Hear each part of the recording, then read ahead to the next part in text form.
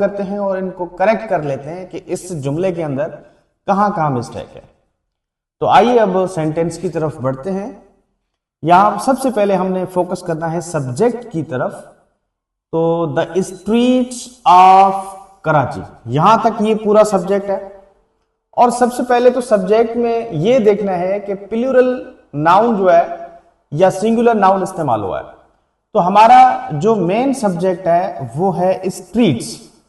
अब यहां स्ट्रीट्स को देख के यानी प्लूरल नाउन को देख के हमने वर्ब का इस्तेमाल करना है।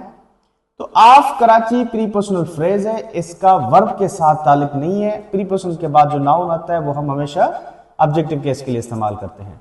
तो स्ट्रीट्स नाउन है, यहां प्लूरल है, तो इसके लिए सबसे पहली मिस्टेक्स आपने देखा कि वर्ब में है। तो यहां पे इज नहीं आएगा, यहां पे आपने आर का इस्तेमाल करना है। तो सेंटेंस होगा the streets of Karachi are not is. उसके आगे थर्ड मिस्टेक कौन सी और सेकंड मिस्टेक कौन सी है? अब हम देखें कि सेंटेंस में क्या हो रहा है। सेंटेंस में स्ट्रीट्स की कंपैरिजन हो रही है कराची और लाहौर के बीच में। तो यहां पे जब कंपैरिजन होता है तो हम सेकंड कंपैरेटिव जो फॉर्म होता है वो इस्तेमाल करते हैं। तो यहां पे होना चाहिए बिगर, नॉट बिग। उसके बाद कौन सी मिस्टेक है? जब भी हम कंपैरेटिव डिग्री इस्तेमाल करते हैं तो उसके बाद हम फ्रॉम नहीं लगाते, हम देन का इस्तेमाल करते हैं। तो यहां पे आपने इस्तेमाल करना है देन। तो अब देखें कितनी मिस्टेक्स हुई, एक ये, दूसरी ये थी, तीसरी ये। फोर्थ नंबर कौन सी है?